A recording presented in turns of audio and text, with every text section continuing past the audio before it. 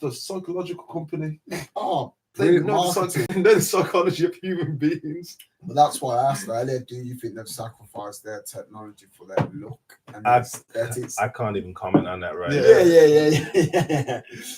Well, you said no anyway, so you're an employee at a month.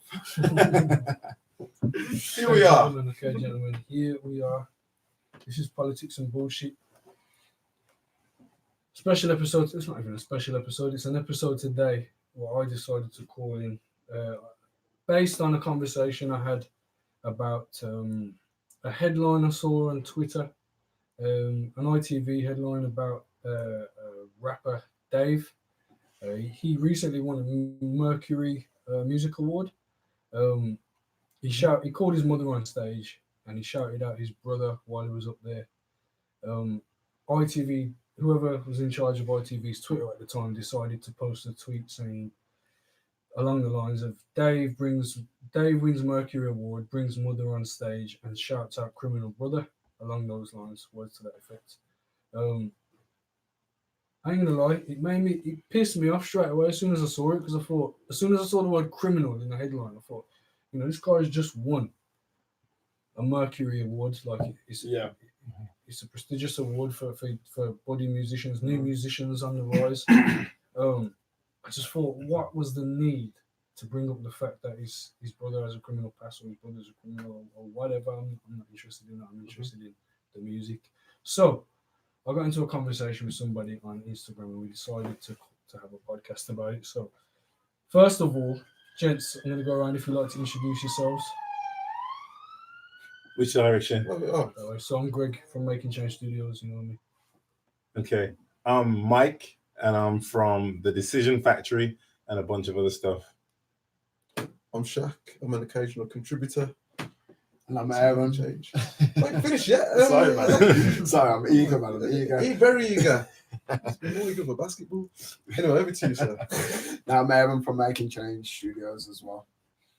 Cool. So basically, I just want to know your gentlemen's views on the media, not the media in general, but bias in the media, because I feel like that was a very biased tweet. I can't get my head around why they felt the need to include that word in there. Honestly, first of all, I don't really know much about the story or the context. I don't know what Dave said on stage. I don't know. Shouted out his brother. Said my brother, I wouldn't be here. I saw the speech myself. He said I wouldn't be here. Something to me if it wasn't for my brother or something along those lines. Just shouted him. I didn't mention anything about criminal record or. I personally think that there's definitely bias in the media. First of all, I mean that's been for over time. But I also think it's very decisive. Like it's planned to do that. Because then you're going to get more people are going to click on that tweet just to have a look at what it was, just because they put that in there. Yeah, people are talking about it. Do you know what I mean? Yeah. So, do you think that's why it was included? Yeah. Literally as bait. Yeah. I'm not saying there isn't bias in media, because there definitely is. But I think as black men, we have to understand that we are definitely more under the. We're more under the spotlight than anyone else in the media at any point. So I come to realize this. So to me, it's not even a shock that they did that. They do it to Raheem Sterling, footballers constantly. Yeah, I think Raheem Sterling bought his mama a house and it was like footballer splashes out XYZ on his house. Nothing really about his mum or anything nice. It's just about he spent all this money being flash. And then they did the same thing to an up-and-coming white footballer. It was just like, footballer buys mum lovely new home. And it's really it's charming. Yeah, and it's like the the good son. Puffed it up. Yeah. So there's definitely bias in the media. But I don't get it's for me, it's just the outrage. I just don't get it. To be honest, I think it's too much. I don't even think it's that important. Like, I'm not like, to be honest, I don't read like tabloids or I don't do Twitter. So I just don't get it. When I see people, I think there's a lot more things that people could be shouting about. I think them little things there take away from the bigger issues of things like institutionalized racism. But is that not? Is injustice. it not one and the same thing? Is it not the fact that people are willing to post public tweet? ITV, we're talking about, like one of the biggest channels in the country. Yeah, Like, don't you think it's a little bit reckless? it is reckless, but it's the same thing that what was it HMV with the monkey jumpers? H&M. H&M, sorry, Yeah. H&M, sorry. That's showing his age, yeah. H&M. It's reckless, but because they know that people are going to be outraged by it for a week, and then they're just going to forget it. Like, this won't be a topic of discussion in a week's time. It was a bit like that. Going back to the clothing, it was a bit like that. Was it Gucci? Gucci, that posted boycott the, Gucci. With the noose. Was it the noose or was it the? Well, There was It's a the blackface. Oh, yeah, the golly Lips, one. Yeah. And everyone boycotted it, didn't they? And the people were saying that it lasted for about 3 Yeah. months, and then everyone's Gucci gang again.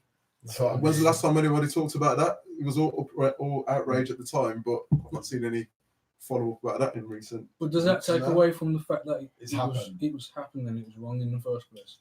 no, I think it was wrong to do, but I don't know. Is it all right? Let me ask you this: is it wrong, or is it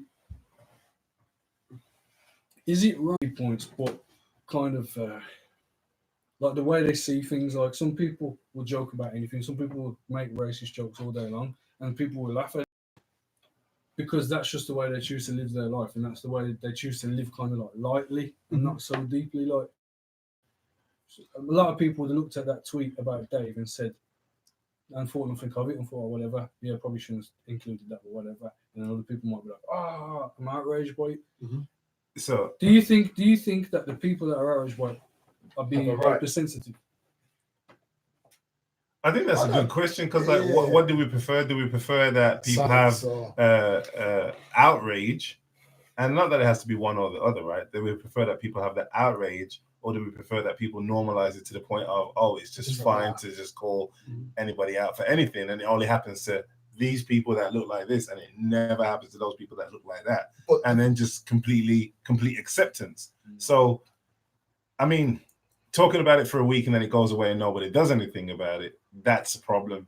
Yes, I think. It's the action. I also think being completely desensitized to it. So it says, oh yeah, that person just called me a wog. These things happen, and we just keep pushing. No, that's wrong. Like, that's also not cool either. So, like, how do we want people to respond when some bullshit like can we curse something? When some stuff like this happens? I think it's all about context. I think really you've got to look at what there's certain things that I know happen that I won't let. Like I know black people or mixed race people who have friends who tell racist jokes, and I've been there. I've been to my friend's house, and he's been with his friends, and I must be the only black guys that don't even know these people. And I start telling like jokes or start saying things to them, and I'm looking around. I said, "Bro, what's going on?" Like, and then they're like, "Nah, it's just a joke, mate." I said, "Bro, don't tell them jokes when I'm in this room. That's it. Like, if he accepts that, that's what he accepts. But me, I'm not accepting it." Totally agree. Like, That's like that. So that's the context thing. That's like saying, so I have white friends that I talk with about some of their dead chicken and lack of seasoning and certain kind of tropes that, you know, and then he'll run something back about somebody's weave or somebody turning up late. But that's between me and him. Yes, and absolutely. It would never be in a space where, you know, disrespect could ever be shown in that. And that also means if I'm with him and one of his mates join, them jokes can't run. Even the jokes that we were running before can't run in front of his friend. And that understanding is had. If his friend was to offer some kind of joke and like, these are the jokes that me and you have when Mike's not around, and he's gonna feel the wrath. Because me and him don't have that kind of connection. We don't have that rapport. And there's a whole bunch of layers and shared experience that lead to the friendship that I have with my friend. So without that context, there is no joke. It's not a joke. It's not funny. Yeah, it's not. It's funny. it's just it's rude. It's offensive, and it can't go on. And you will have you can say it, but you're gonna have to deal with the consequences of you spewing this in front of me. But this is the same reason why I don't like words like banter. Because you go somewhere and people want to banter you. Now, I know me, I'm a sensitive soul. Things burn me in my chest.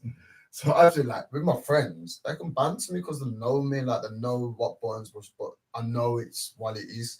But when I go somewhere and people start trying to banter and you don't know that, I'm just getting vexed. Like, you don't know me, like that's it. I will say straight away, just don't banter with me because I'm not into it. I'm not going to try and banter with you because I might say something and overstep the mark. So don't do it with me. That's the same thing. Yeah, I was just going to say, it kind of follows on what these guys are saying. I think it just comes down to relationship and context. And I will use the term cultural banter because I've got white mates and we do have some cultural banter between us, but it's within. It's between us and we know what it means and there's no malice about it whatsoever. Just as an example, sometimes I see other people having cultural banter between themselves and using certain words from other cultures. I won't involve myself in it and use things like P word, and even if they're calling themselves that between themselves, I don't see that that's my place to go and jump in and involve myself in the language that they're using between them because I'm not in their friendship circle. But some people feel like, you know, oh, just because I heard somebody call each other the N word or whatever, I could jump in and without realizing the ramifications off the back of that. What, you know, because they've got a relationship, it's a dangerous game to play. Basically, it's some ignorance. But sorry, you're gonna say? Yeah. So I was just gonna relate it back to the Dave situation, and this is where it becomes a problem because these people like don't know Dave. Like I said, his brother really never even needed to be mentioned other than the fact that he shouted out his brother. It has no content within that to say he's a criminal. Like, it doesn't make a difference. Like, it's trying to take away from his achievement to try and say, like, wow, he's glorifying what I mean? Like, criminal behavior. Why can't I just let him shine? Like, so have his moment, you know what I mean? And it's like he might have looked at it himself and just thought, whatever. Yeah, because he's achieved that. You know what I mean? He's got what he set out to, maybe what he set out to do, and he's just going to carry on doing what he's doing. But it hits two agendas, right? So there's the one where the stereotyping that it does. So it fulfills this narrative that any black guy that's getting ahead has to have some affiliation with something negative.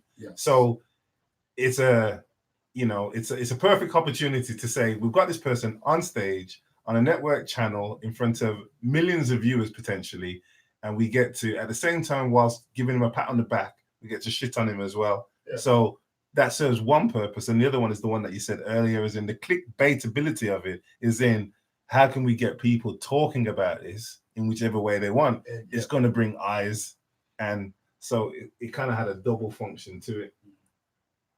Can anyone identify any other times when there's been instances?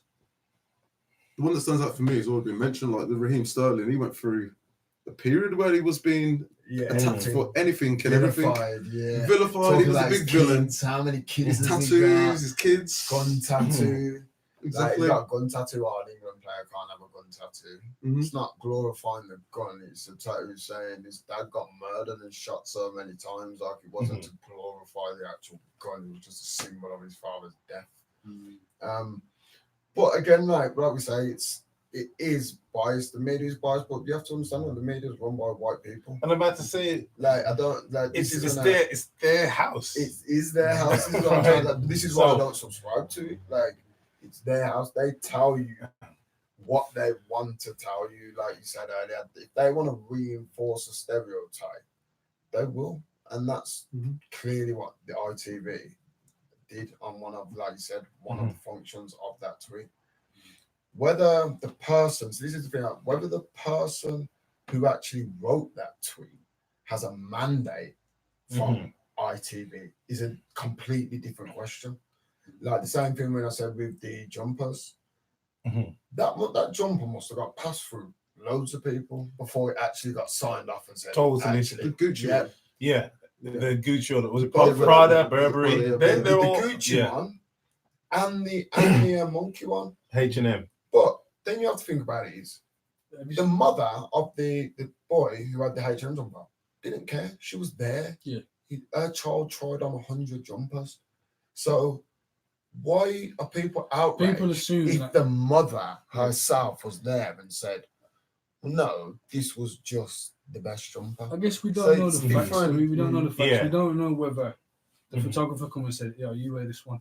You know what I mean? He That's the didn't. She difference. came out and said, like, every child, there's loads of different children. They all tried on Yeah. every single jumper. Mhm. He looked better in that jumper. And that's how a photo shoot goes. So actually, Okay. if there were 20 jumpers lined up, he would have tried on all 20. Each model would have tried on all 20. Yeah.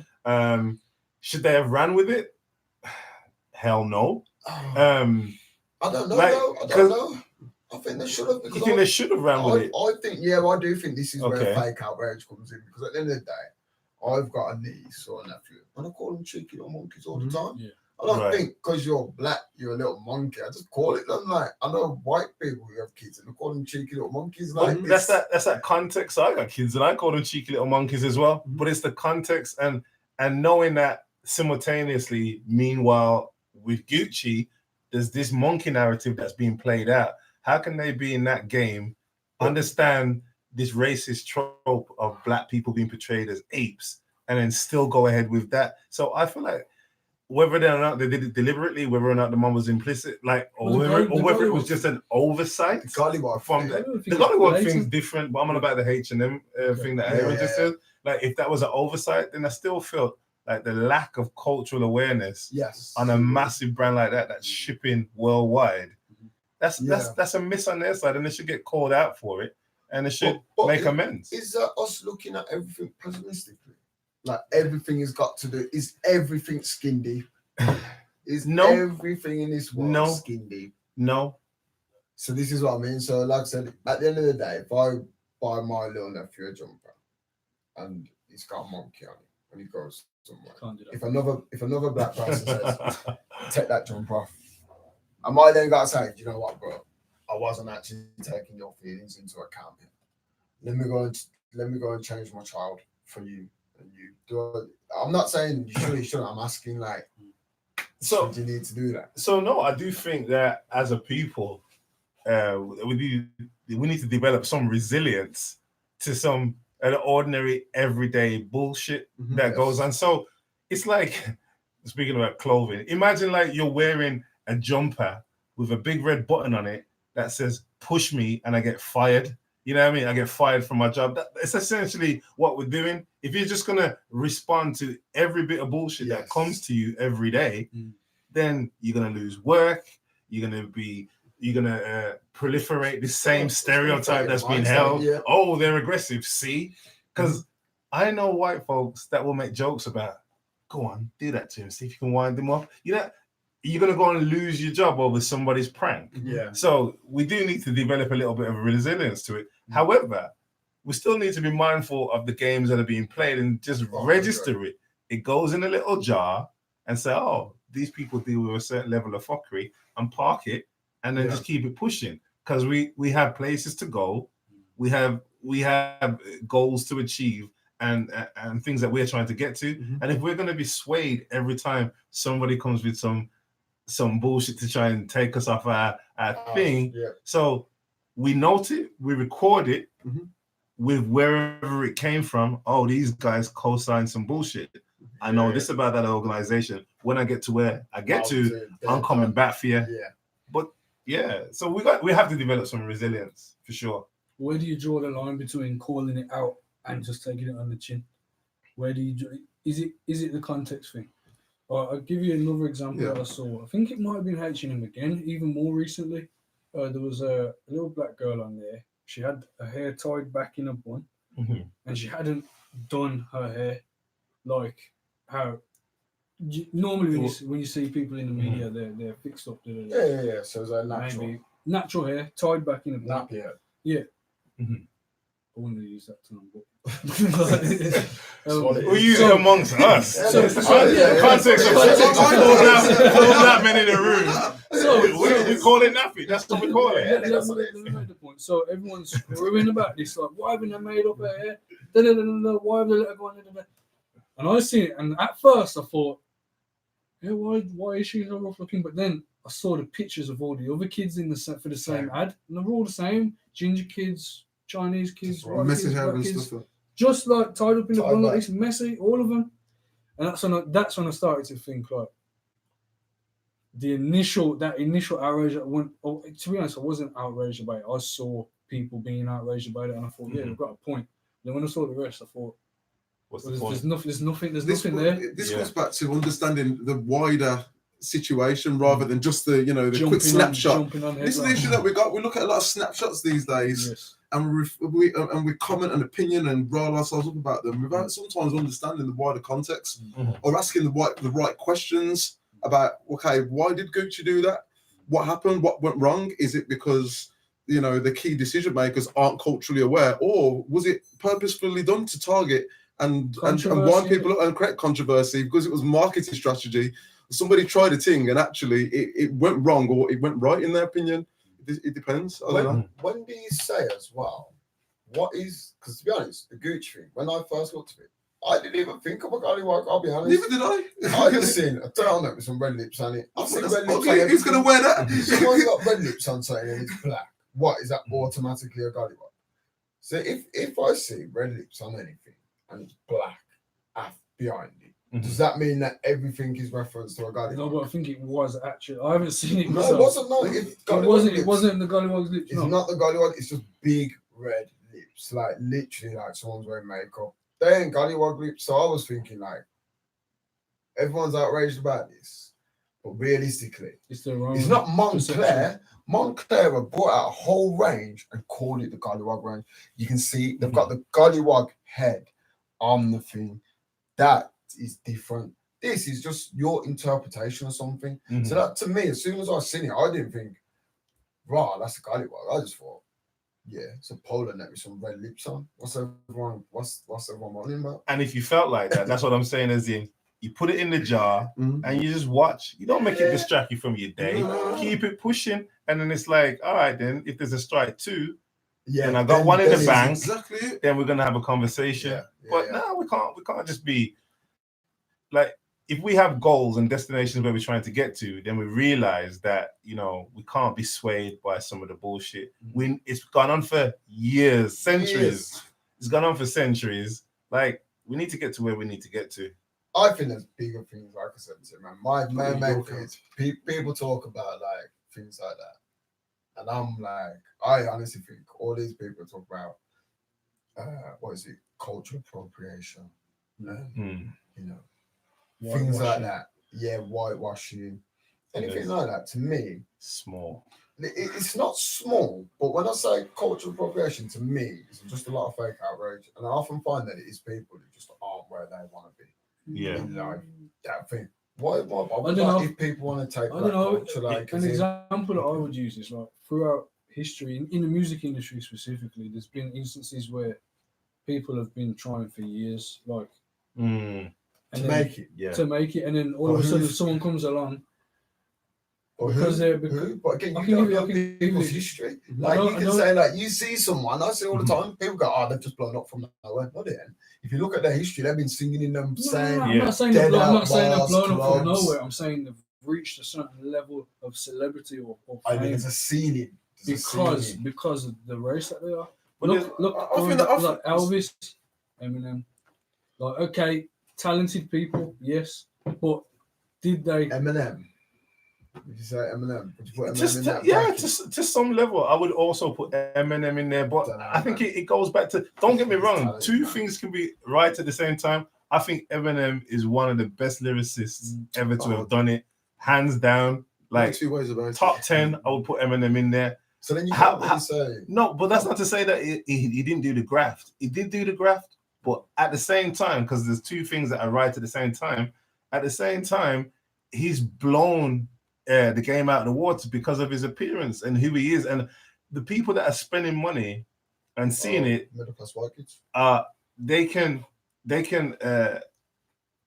what's the word I'm looking for? They can associate themselves. They can associate with him. So there's that aspect. So there's one, the raw talent. Two, people associate, and then there's three. There's like the hype beast story that goes with it. As in, there's this skinny white kid that's come up with his bleached blonde hair that's managed to take over stuff in this game. So it's almost like one in the eye for the if you're the white guy that says, "Oh, these people have got this black thing," and they excel in it and they do really well. It's one in the eye of the black guys because we got a white guy that can do it just as good. But you're disregarding the white guys that came before him, who tried it, who weren't actually that terrible, but Snow didn't do it. Snow was terrible. Snow was terrible. Let's be clear. Vanilla Ice. No, I'm talking like Vanilla Ice. There's a few white rappers that were decent rappers, but they were white. They didn't blow like Eminem.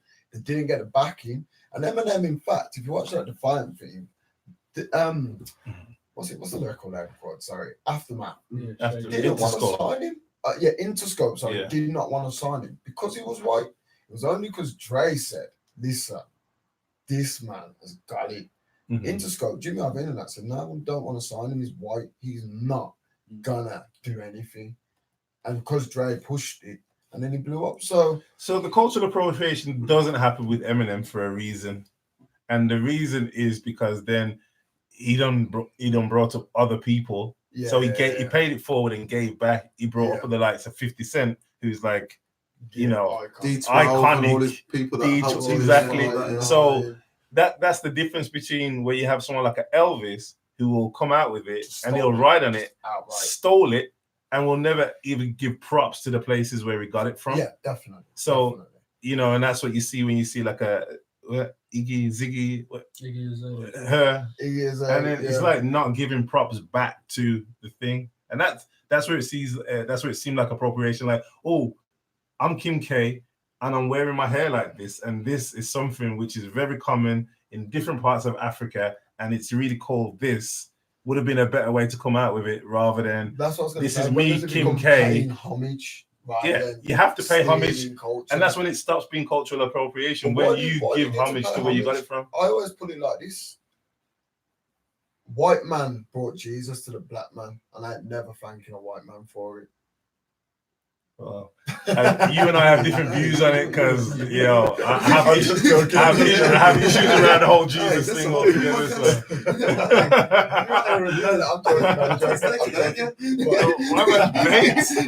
Going for the clickbait right now. Yeah, but, I mean that's if you want to subscribe to a white Jesus, but that's a whole nother podcast. No, but what I'm trying to say is, with me, I was joking about it, but either way, when I'm saying like realistically, I see certain things as just paying homage. Now we've got a very recent incident of this with Top Boy and Drake. Now people are coming out slating Drake, saying he is stealing British culture. He's using the culture for his own good. We call him a culture vulture, innit? But it's not just British culture. He does it. He did it. He's jumped on the reggaeton thing or whatever. He's jumped. Drake loves Jamaica. Can't you see in the first episode? No, I mean like Latino, Spanish music. So what? But I don't think there's anything wrong with diversifying. So I think people are looking at Drake the wrong way. I think that Drake is a media, a marketing genius. Yeah. That whole thing where he can write bars, but he got to the point of, I'm getting people to write bars for me because it's more important for me to come out with new shit than it is for me to sit down and write the bangingest bars myself. Yeah, so he's just a vehicle. And the thing that he does, where you can call it culture vulture, or you can call it, does he put people on? So gigs, we all knew about gigs already, but what Drake does is he goes around from place to place and he puts rocket fuel in things. Mm-hmm. Now, does he get paid for it? Oh yes. And but that's business. So if he doesn't do it, somebody else is going to do it. Exactly. Or if it's not us listening to Drake and watching Top Boy, then we can sit and we can listen to Miley Cyrus and somebody. There's only so many dollars that people have got to spend on so many things. So I'd much rather see Drake going out there and getting it and showcasing some of our people. We get to get a taste. Exactly. So- This is my whole point. So then people saying it's a culture vulture. That's cultural appropriation. He's That's using a just British culture. red to eye, something. man. But Red eye. I think it's a connoisseur of I culture. agree with you. Yeah. 100%. I'm saying, listen, we've got enough millionaires, in this country, and the actual writers of Top Boy went to all these artists and said, "Can you finance Top Boy?" And no one wanted to put their hand in the pocket. So when Drake's gone, listen, I'll finance it because I like it. Like he's picking up the first 2 seasons 8-9 years ago. He was talking Right. about it. So obviously he's got an affinity for this. So why is it all of a sudden? Oh, now he's just trying to steal the culture. And I was saying that the things he's done for Dave getting on stage with Drake. Dave's a star here, but that's gonna blow Global. Yeah, global. He's taken Top Boy, and I know people over here probably won't appreciate the comparison, but he's pushed it to the international level of what the Wire exactly. Yes. So, and the Wire is kind of it's Classic. a cult classic. Yeah, classic. Like my kids when they grow are gonna watch the Wire and learn things. And what happened with the Wire, which I see them doing with Top Boy now, is where they offer that thing where it's not a binary of good and bad. Yeah, It does this thing where there's a spectrum of, so people who were meant to be the antagonist, they're actually the good guy, and people who are meant to be the good guy, the they're the bad. multifaceted. Like, it's more deep characters, layers to it. Yeah. So I don't see what bad I couldn't call that cultural appropriation in a bad way anyway, or culture vulture. Yeah. I think all he's done is good, and I would say to those haters, and they are haters to be fair. Yeah. Like, what if you could sit down with Drake for a half an hour and give him some advice on what he should do with his accumulated wealth? What would you recommend he do? And just leave it open and see what they say. You'd say, invest in the people, which is what he's doing.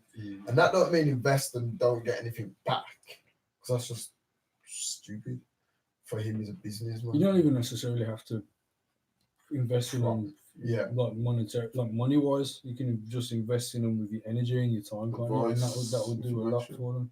See what you're saying? Yes. Did you have anything to say? No. Okay. I do think it is a bit of hating. I've always admired his hustle, man. He's a good artist, talented geezer, very talented. And I hear people say, you're a rapper, stick to rapping while you're singing. I can't stand No, man. man. Like But when that. his first record, he was singing and rapping on, so it's like this is the approach I came with. It is hate, and like the question I ask is hating confused admiration? Do you think people hate on people because they want to be doing what they're maybe not exactly what Jealousy. they're doing? Is it jealousy? Is it? Yeah. Well, it is. Yeah. Hating is How dare jealousy. someone tell you to stay in your lane and tell you to not go outside and try different things and experiment and try new things? Because that's the entertainment industry. If you stay doing the same thing over and over again, you will just whittle off. But I was just going to say, I personally have got no issue with someone that is trying to do different things and does have mass appeal. I just think for some people, they just hate because they're not in that position. I was just gonna say, as a people, and I'm talking about black people of the diaspora. just to be clear, like I feel I've heard that one twice. we all Black people. we all have dreams and we all have aspirations of greatness. So, some of us are starting to come through, and we need to get comfortable with seeing our own people in great places without us feeling like, oh, I'm not there yet, so therefore, I'm not going to support. Yeah, what did they do to get there? Or I'm not going to support because I haven't got my love and I haven't got my shine yet. No. For the longest time, we've been comfortable with, and I say comfortable as in we didn't challenge the status quo of white people winning. So why is it we have a problem when black people start winning that stuff? I'm all about the Drake thing.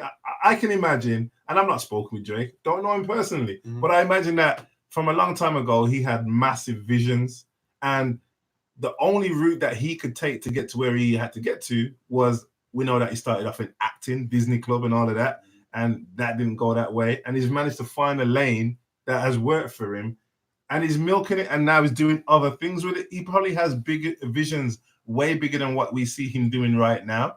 And that's what it's going to have to be. We're all dealing with a bullshit system where we're having to circumnavigate our lane, but we have dreams bigger than the things that we do right now. I used to work at Quick Save, and I have dreams bigger than stacking shelves in the purple jersey, but sometimes you have to go through the things to get to where we got to get to, and I have dreams bigger than what I want to do right now. And when I get there, I'll be surprised if people say, yo, Mike, why are you not, stick to your day job? It's like I have dreams bigger than my day job. I think, sorry. I think, and I'm not sure, obviously I can't speak on behalf of all black people, but I think that comes with having a very ghettoized mentality. Like when you've been put into a state, and this is from slavery, and it's been passed down, that you have nothing. Everything you have, you think that like it's limited. Like he can't do well, because if he does well, that means I ain't doing well. If he's the house nigga, if he's the nigga going in the house, that means I'm still sleeping in the barn. Right, because there's only one room in the house. Yeah. So it's a scarcity mentality. Yeah, scarcity. Like, if he's doing well, how am I gonna do well? Yeah. And again, that's just the thing. Exactly, like crabs in a barrel, and that's just what I get from it. I don't know if it is, but that's just a view. You don't know what that guy did to get to sleep in the big house. You don't know what that process was. But it doesn't matter, does it? This is what I'm saying, because it doesn't matter to you. All that matters is the fact that you're seeing him do better than you. Yeah, but this is the thing. Again, it comes down to like, I'll use a Quick Save example that he used. For me, it's all part of the process. There's a learning that comes from that, and it's about having that vision. I think it's easy to see someone up on that platform and think they just appeared there. That person just got there. But there's a process behind it that nobody sees. They don't see the pitfalls. They don't see the bad things that will happen. They don't see your bounce back ability. This is the big thing to get. It fits in the context of this whole thing. So it's bounce back ability in terms of, you're going to get a few knocks. Some people are going to piss you off. Things aren't going to go your way. But does it mean that you're going to get angry about it? Or you're going to learn from it and ask yourself, what did I learn? What can I move it? How can I move it forward? So I think that speaks to a bigger point, because you're right. Nobody gets to see the process. And I think we're to blame for some of that ourselves. So when we go on Facebook and Insta and we show the highlight reel, the highlight show reel, and then we don't talk about the losses, the massive L that we had to take, the emotional thing, the time when I was the sacrifices, the doubters, the self-doubt, and all of that. That needs to go into it as well. And I feel like that will strengthen us as a people way more when we say, oh shit, he went through that too. She went through that too. That's just so I'm actually, if I stay the course, I'm gonna be all right, because actually they have all been where I am right now. So that actually, this piece of shit that I'm going through right now is actually part of the process. But we never get to see that. We get to see, the money phone. We get to see always super shiny crepes, right? It's never the resilience element, the ability to stay resilient no matter what. That part doesn't go on your Instagram. It's not retweeted. ITV aren't going to talk about Dave's resilience on when he, hit some bad patch or something, or things that are going his way. I think that's an important part of the story, and it's something that that should be put forward so people see the whole picture. Can I just say something? If you meet somebody you don't know, right? When you first meet them, you're not going to bombard them with all the crap stuff that's going on in your life, are you? You're gonna tell them, I'll do this, because if you do talk about the negative stuff or the bad stuff or the adversity or whatever, people are gonna be like, this person's draining me. So I think generally that's why people put out highlights and good stuff, because they don't want people to feel burdened by their problems or whatever. But at the same time, I hear what you're saying. You know that Kendrick lyric in Humble when he says about seeing ass with some stretch marks. So that spoke to me. I thought flipping it, like, it's true, everything's airbrushed, everything's perfect on there. Everyone's got these perfect bodies, and if the body ain't perfect, they usually don't post it. I think it creates like an anxiety in people. Yes. Okay. That they should basically they should. Yeah. This is for me one of the big things with social media. It builds an anxiety in some people, because some people naturally measure themselves on that so-called end product without understanding the background.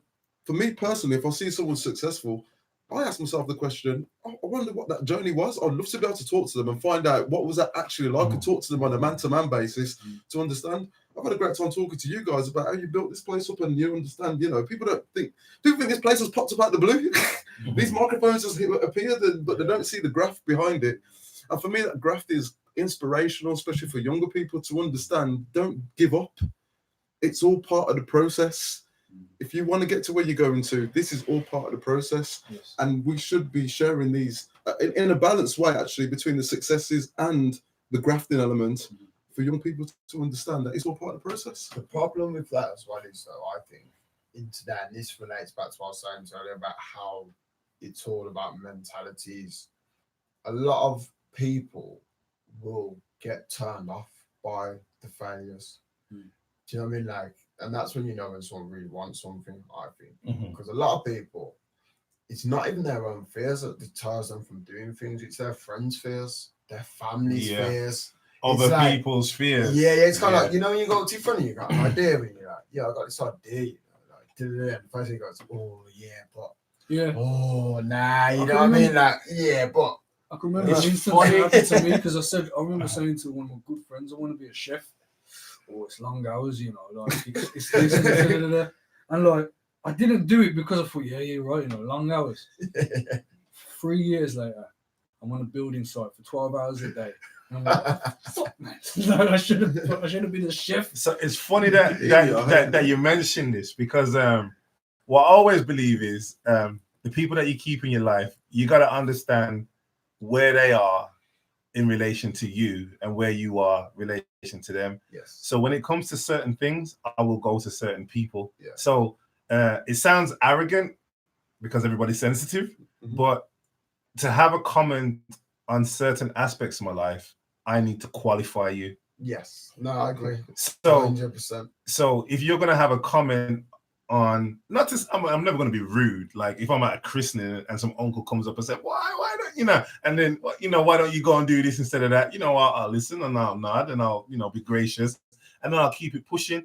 But in a real situation of somebody wanting to give me feedback on a business move or advice or idea, I have to qualify you, and that can come in. It doesn't necessarily mean you had to have done it, but I have to qualify you. So it's funny that you mentioned this because yesterday I have a team, a strong, solid team, and I would say that these are my thinking partners. Yeah. And what I do with them is I gave them a process of how I think. So this is how I think, and this is my team know this, but I just wanted to document the process so that everybody gets it. So I have my idea in the beginning, and then I have my first thoughts, and then I need a sounding board. And in this period, there's no negativity, there's no down talk, it's just I want you to question for clarity, be a sounding board, offer some different perspectives, and that's what I want from you in the beginning as my party. Because we can't have dream killers early on in the process. I need the fetus to get legs and get a bit of a heartbeat going and nutrients in it. And then I go back and then I ruminate on the feedback that I get, and I ruminate and I ruminate and I refine and I refine. And then at some point, I then propose the refined idea, the updated idea to them. And in this stage, I want them to be complete bastards. I want them to stress test my idea, because if I go out there with my idea and somebody else shoots holes in it, as my crew, you failed me. You flopped. Because how am I going to fly my idea past you? You guys are my team. And then I'm going out on the street and other people are shooting holes in it. Nah, you flopped it. So I want them to challenge the feasibility. I don't want them to give me the constructive criticism, and I want them to do a risk assessment. Okay, if this happens and this flops, then how are we going to get out of it? So I expect exit strategy. I expect all of these things from my team, two very different approaches at two different phases of the idea. And I think we need to get comfortable with that, because what I've struggled to find is that second area where I go to the friends. I've struggled to find it where people are willing to, in a timely way, right? I can get it right at the beginning when why that's not going to work, or that sounds like some hard work. I don't need that at the beginning. I just need to get this idea and breathe some life into the lungs, and then I'm going to come back with the with the finite, nice idea later on. And then later on, when I'm talking about I'm going to put my hand in my pocket and spend money, I can't go running out the gates and wasting up people's time and embarrassing myself when I'm looking to bring it to the public. And that's when I need you guys to be absolutely ruthless in your feedback. Because if it happens out there, then you kind of let me down. And I also offer that the same to people. And what I found is... It's like building a boat and then pouring water in it to see if any water comes out. Yeah. But if it's airtight. But with the team, before I put it to the public, I want all those holes. To pour the water in. You want to stress test it. In a professional business context, feedback is powerful, and as you guys know already, and some people don't realize that. Oh, sorry, let me just reset that again. So, some people aren't good at taking feedback.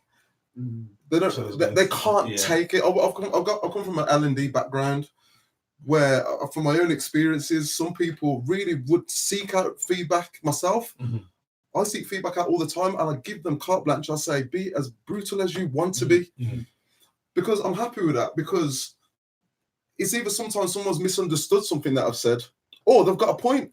Or like you're saying, it's a different perspective. I've never thought about it that way, actually. Yes.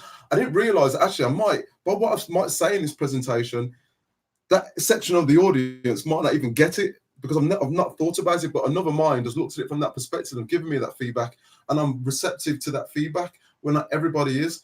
And then on the flip side, some people aren't very good at giving the feedback as well. So out in the wide world, not everyone's trained to give feedback. This is why I was going to say that. I like your process. I have a completely different process for anything I want to do. I will have an idea and I'll just hold on to it. I might even just talk about it a little bit, spit it out there. I'm not really going to go too much into it, because I know that I will speak with certain people from the jump. But I know that not everyone's opinion is valid, and that's the problem. People think their opinion is always valid. And I'm like, bro, it's not me trying to speak to a dentist about your teeth and me telling you, nah, don't listen to your dentist. Listen to this. Is not right. I'm not qualified to say that. Certain things you are qualified for. Certain things other friends aren't. So when I say to some friends, like, if I've got an idea, and let's say I go for a business idea, they'll be like, oh, you never mentioned that to me. I'll be like, because not in a horrible way, but it's just because I don't need to. People are sensitive, and if you believe that at the fledgling stages of your idea, somebody's gonna go and shit all over it, so it doesn't actually ever get to become an idea, it just ends up being nothing, then who actually won? When I say qualify, I mean it's even somebody could have, you don't know what's in their heart.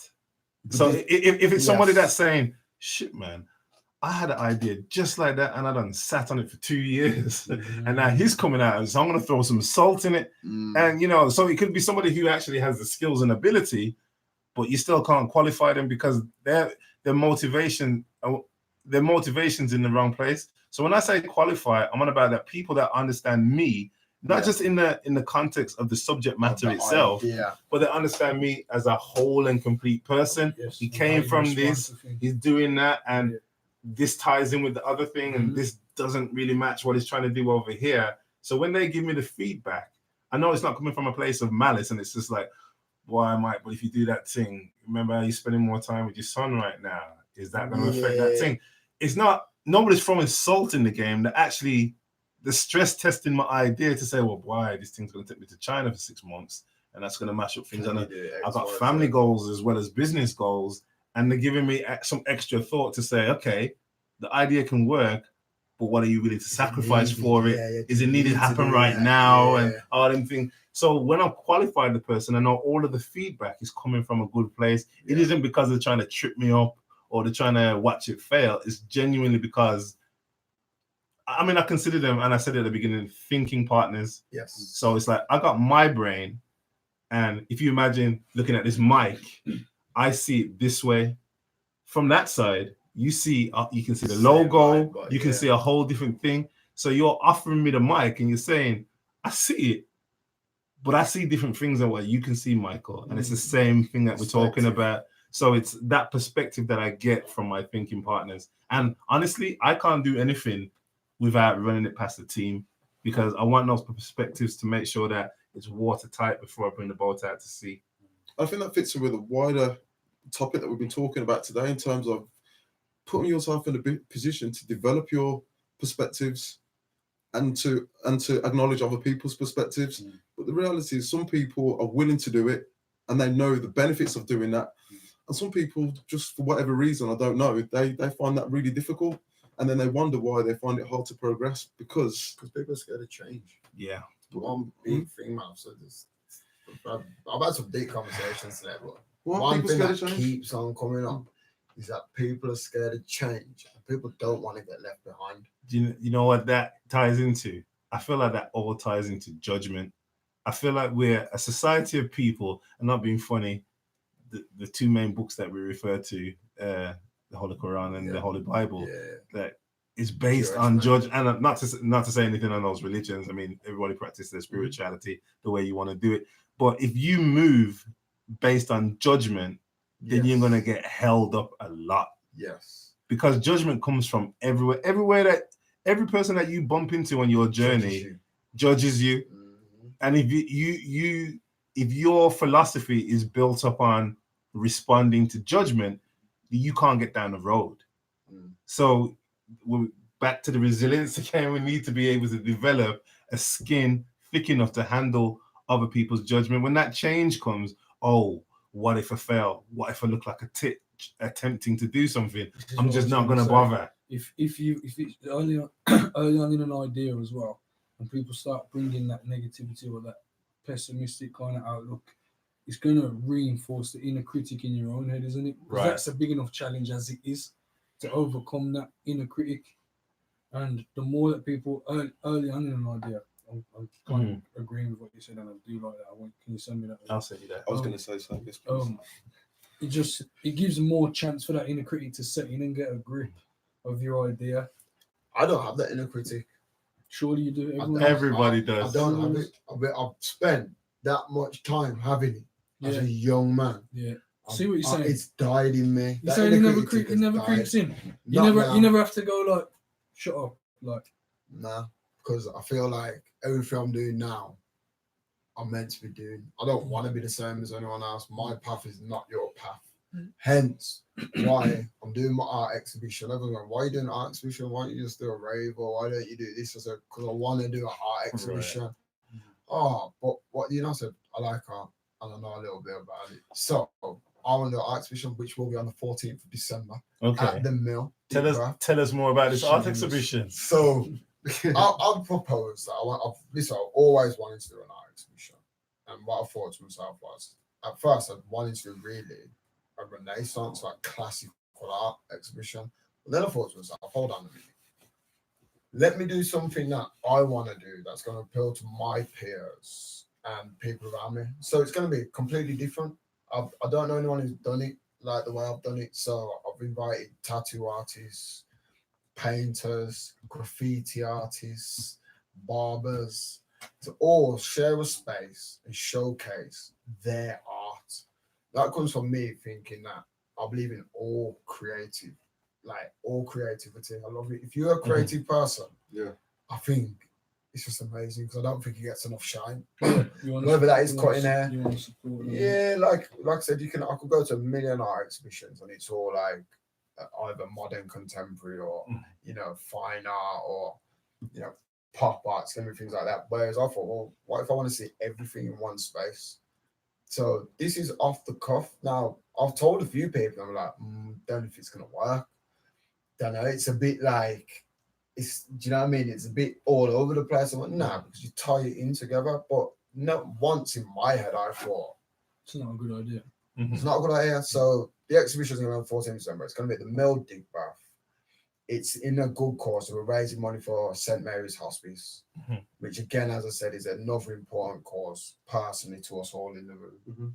So yeah, that's what I'm doing. It's not my inner critic. When I was 20, up until the age of, I reckon, 30, I had that inner critic because I thought about what other people thought about what I was doing. Mm. I wanted to be a certain way in certain people's eyes all the time. Now, as long as I'm happy doing what I'm doing and it's on the path to me leaving legacy, Mhm. then But I'm also- gonna go ahead and try I and do also it. think the inner critic has its importance as well.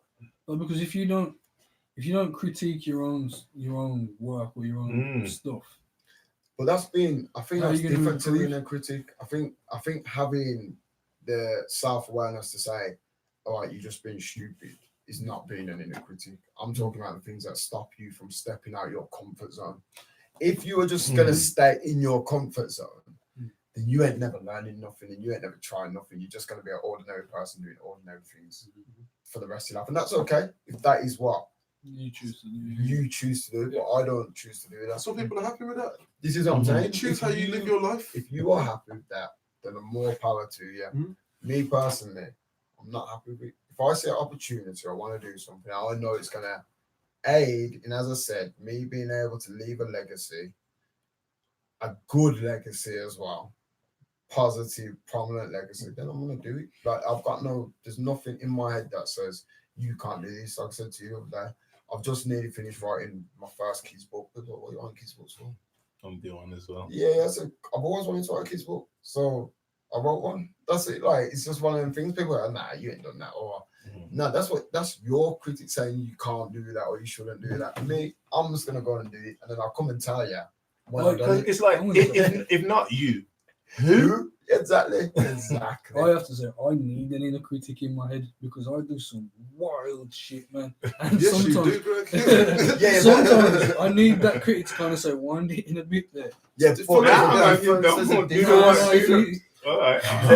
There's a difference. Let's take it This is what I'm offline. saying. There's a difference because the things that you're doing aren't in line with what you're trying to achieve in life. You're just Who doing says? them because you've just told me you've just doing wild stuff. So you to say your ideas Yeah, are but I do wild, wild that stuff. doesn't mean to me. That means to me that they're not really in line with what you want to achieve. Because otherwise, why won't you just do them? But that is what I want to achieve. I like to be wild in it. Like, this is who I am. So think it's not wild, then, is it? No, but then It's there's, exactly, but then that's there's my point. aspects of me that says that's a bit too wild. Like, I think everybody has And got that's this the inner inner critique. critique. Everyone, and it's important, but I think it comes down to balance. Mm. It's about balance, about how much using it in your favor, or allowing it to hold you back. You will go and do your art thing, and I dare say, before it, you will. The part of the critique process is. I think we're thinking about a different thing now because obviously people critique themselves to make things better. I don't critique myself to stop myself from doing things. If I really want to do it, I'm gonna do it.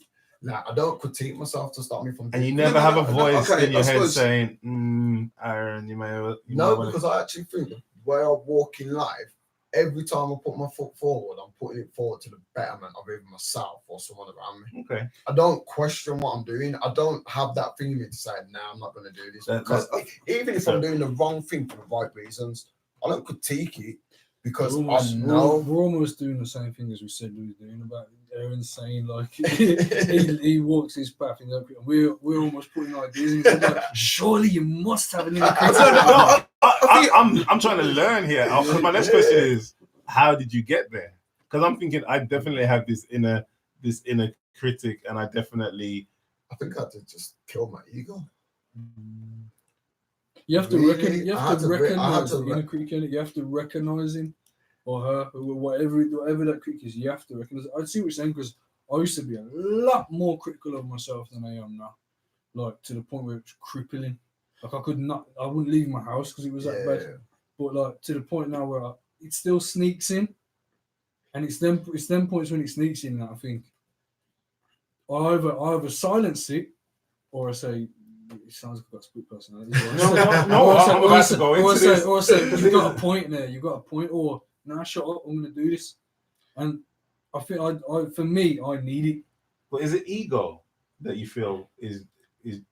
No, but when I torn say between. that is, I think it depends on your character. Yeah. I think it depends on who you are in character. When I say that is, I mean a lot of the things that I probably used to want to do, I didn't do because I had an ego, and as I said, I wanted people to perceive me in a certain way. And then there's So things, it comes there's that things you that I become do. that. There's things that I do because of my ego, and then the critical side. wind it in a bit. But the things that generally the things I do these days have nothing to do with boosting my ego. Is what I'm trying to say. Like literally nothing. Surely. And if they do, it's probably going to the gym. Ego. That's Ego. it. What's Like, that? What's that? that's Nietzsche it. quote. Nietzsche says like something about there's a dog that follows. There's a dog called Ego that follows me or something like that. It's like I always think I feel like I'm followed by my ego. Like sometimes I recognize it and I'm like, bro, like what are you doing there? Like, and then sometimes it'll be in me and I'm like, fucking, I'm feeling myself and da. And you just going on a path or a little journey while you're in that ego. I was just going to say, like, I think we could be saying the same thing, but in different ways. Because when I talk about critiquing, I talk about things to be specific. I talk about how you critique information, which I think is a skill in terms of the information that you tell yourself and the information that you hear from other people. Yes. How do you manage that information? Do you allow it to just, as I said, oh, actually, no, I shouldn't do this, because instead of asking it a question back, why should I do this? What actually, if I did do it, what could I get out of it? And what's the first step that I can do? And having a bit of a discussion with whatever critical whatever information is coming into your head or what somebody else is telling you. When I'm talking about like critiquing, I'm talking about from the aspect of someone being able to kill my dream or myself being able to kill my ideas. I don't kill my own ideas ever. Unless, like you said, you go through a process and it is not a viable idea, I don't kill my dreams ever. And that's probably because I've suffered with depression and anxiety bad. Like, so for me, when I was in them stages, I didn't have no dreams or no ideas. It was literally just a day-to-day thing. So now I'm free of that. Yeah. I just don't do it. I don't question myself and I don't do it. If I'm going to do it, I know my heart. I know I know I'm a good person. So I know when I'm doing something, I'm trying to advance. Like, I'm not doing it for ego and I'm not doing it for, for recognition. I don't need to do it for that. I'm doing it for the fact of I think it's going to either make me a better person or people around me better people. So I don't need to kill my dreams. That's just what it is. So do you think that you would have got to that mind state without having gone through the dark stuff with the mental health stuff? Nah, because I think that made me realise my past behaviours. So when I started suffering with anxiety, but like crippling anxiety, it made me realise that when I was younger, I always had anxiety. The difference was, when I was a young man, if I felt anxious, I just attack you. Whether it's verbally or physically, I'm not letting you harm me. Like, I'm not letting you harm my ego. I'm not letting you harm my... So if I can make you feel a certain way before you make me feel a certain way, I'm going to do that. Draw first. Yeah, because I'm anxious and I'm scared, really. Like, I don't want you to harm me, so I'm going to act a certain way. Whereas now, sometimes it kills you. Like, I can go out now and someone can say something to you and you'll walk away. I'm going to go home. I'm burning in my bed. Yeah. Like, yo, just let that man talk to me like that, Oh my God. But you're in your bed and you're not down the nick. Thank you. Next day, I'm like, you know what? I'm so blessed. I'm blessed. Absolutely. Look, I think number one, everybody's different and everyone is in different circumstances. I'm lucky because I've my own mental health things which we've all talked about and we've spoken about it and whatnot. But I count myself as one of the lucky ones that you're in environments where, you can go for that growth a bit easier than somebody else who might not have that same luxury of have the right kind of foundations, the right people around you 100%. For you to get to where you are now. Yeah, in a real negative. Some people are born into real negative situations, 100%. Worse situations where they're fighting a losing battle, I think. Oh, 100%. And this is why I don't ever say, like, this is why I say everyone's different, man. Everyone has to walk their own path, man. I'll just say, when Greg says he needs his critique, that's because I'm trying to say to Greg, from my perspective, the things you do that you need to critique or you feel you need to critique, that's because I don't think you think that they're really good things. Otherwise, you wouldn't need to critique them. Like, that's it. That's all I'm trying to say. Where's me? It's like, I think we need to throw some examples on the table. That's what we need. It's like if you write a book, you're going to proofread it and then go through and say, oh, I've got a spelling mistake there, or I probably should have reworded that. I probably should restructure that sentence. Yeah, but I'm talking about the motivations. Like, you can critique an idea to make it better, but let's not call it inner critic then. But I'm talking about your inner voice. And sometimes your inner voice can get negative with you. Yeah, but mine just actually doesn't. That's the Okay, thing. I I'll think rate it's you. weird. I'll Like, rate my you. voice don't know more. I used to. rate you You as well. I do, because I'm learning from this actually, because I've always had the perspective that this negative voice isn't always something that's bad. No, it's not. Don't see negative and positive as one's always Mhm. good and one's always You bad. need the positives. You and need to- negatives you in need a bit everything, of both. in everything. If I just ventured in the positive voice, I would find myself in any situation. Do you know what it is? Though? Yeah. But this is what I'm trying to say. There's a difference between negative and then being, I don't know the word for it. Like I'm trying to, Apathy. divisive not divisive because your own voice shouldn't be divisive, but I mean, like when we say something, you can spot something and say that's not a good idea. But that's not an inner critique to me. That's not me trying to curb my own dreams. That's me trying to better them. Do you see what I'm trying to say? When I do something that actively is going to stop me doing something, so let's say I go home and I say I want to start a business, but in my head I'm going, you're not good enough to start a business, or it might not even come out like that. It might just come out like, yeah, but really you want to go and see your friends. Go and see your friends for an hour. Go and watch Champions League instead of doing what you really want to do. That's the difference, is what you're trying to say.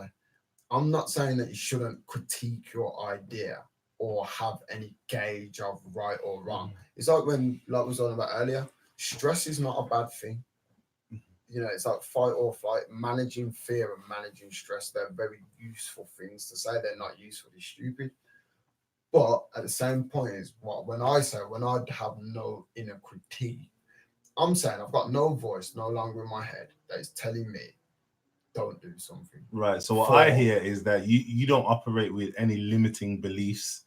No, I don't. I think we can do anything. Yeah, you can do. Yeah. So yeah. That's it. That's simple. So way of saying it. again, everyone's different, but like my checks and measures, I call it, is I ask myself, is this useful? This idea has come to my head.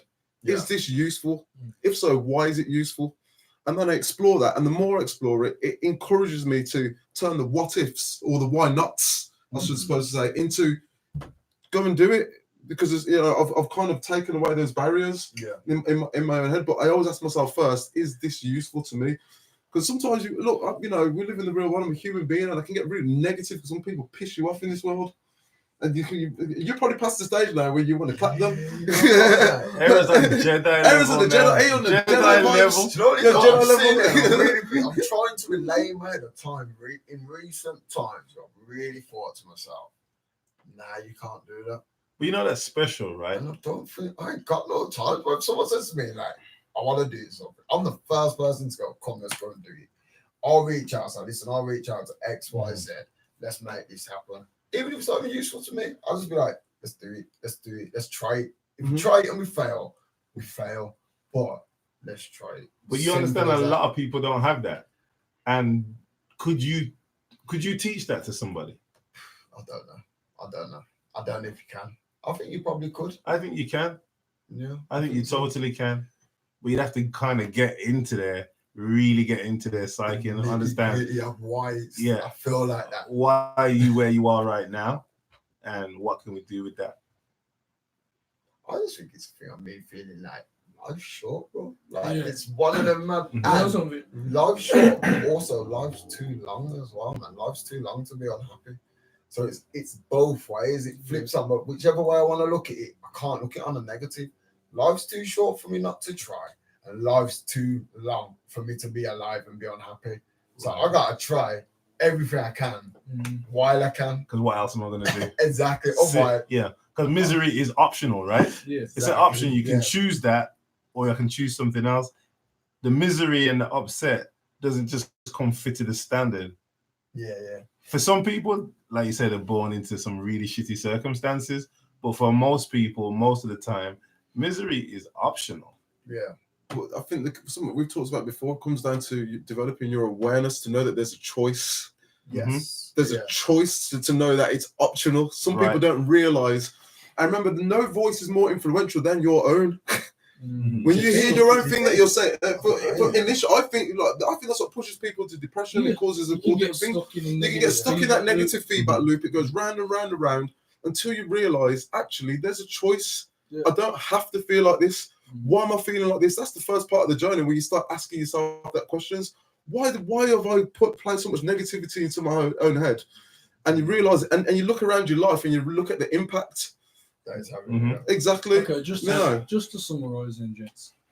So we started off talking about the media. So we're on a Martin. Hey, I was back my jacket up. Stand on the table. Look at that microphone. What? So to summarize, right, we started talking about the media and negative aspects of the media. I think we came to the conclusion that it really depends on what you're willing to take on board on this boat that you're building.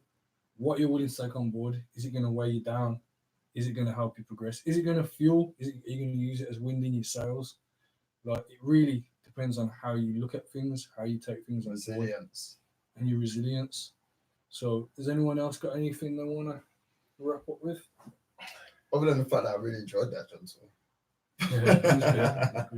I enjoyed it too. Just to conclude, go back to Dave. Yes. You know, he saw that tweet and I feel positive. He looked at it, he turned to his brethren, laughed, and carried on with his life and carried on with his plans. As he carried on should. moving forward. He checked his bank balance. Looked in his Checked trophy his cabinet. bank balance. And him and his brother went out and they probably booked some tickets to Cancun or something and laughed at that tweet all the way. Probably looked at his YouTube videos the next day and thought, "Ross, They've done me a favour. Thank you." Yeah. What's happened? You know what I mean? Probably didn't even see the headline. More people talking about Dave than, you know. Well, it might not have even seen it, but the thing is, like you say, the amount of people that didn't know who Dave was, who probably seen that tweet, Now know who he is. Okay, but that's like saying no press is bad press.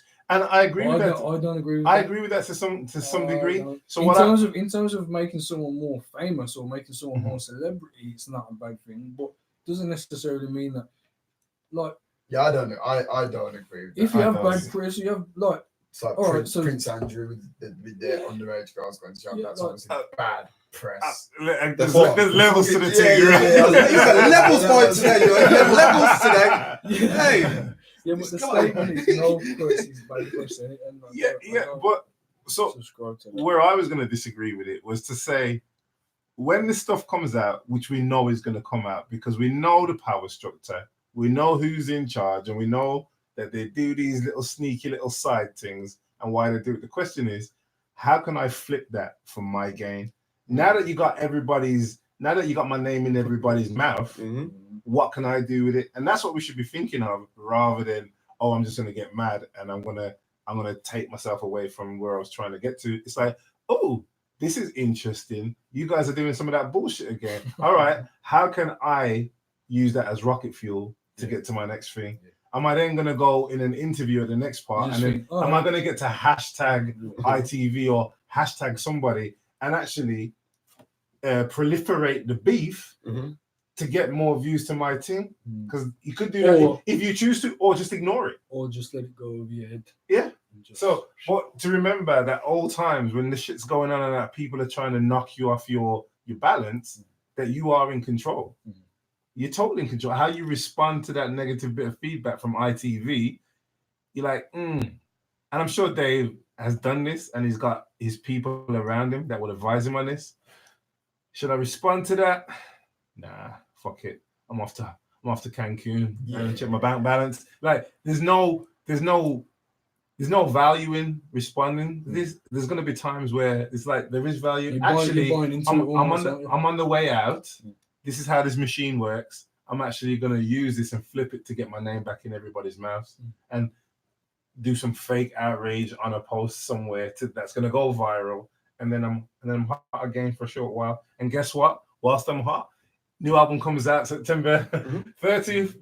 Bam, and then, so you can flip it however you want to flip it. And that's what people need to do when the bullshit comes. Say, okay, how can I ride the wave for my benefit and not just have it let me get upset and then, derail my plans? It's a game. We don't do short conclusions on this show. I'm ready to go to Cancun though, yeah. So, hey. Yeah. Good. Yeah, everyone. The Renaissance 14th. Make sure you get a ticket. Money's being donated to St. Mary's Hospice, all for a good cause. Come see some of our Birmingham's best graffiti artists, tattoo artists, painters, drawings, There's gonna be live music there.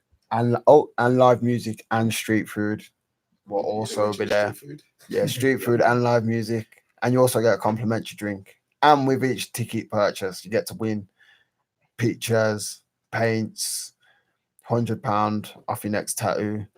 So yeah, man, it's full of the stuff, man. So bring your family, bring your friends.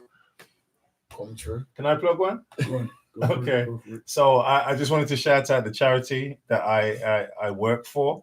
It's called the Decision Factory, and you can check them out at TDF CIC. So it's TDF for the Decision Factory. So you can check us out at TDF CIC, or go to thedecisionfactory.org and look us up. It's a charity or community interest company focusing on mentoring, mostly mentoring, and it's targeted towards the Black community and our next generation, and making sure that we build the leaders that we're going to need. And yeah, check us out, TDF CIC. Cool.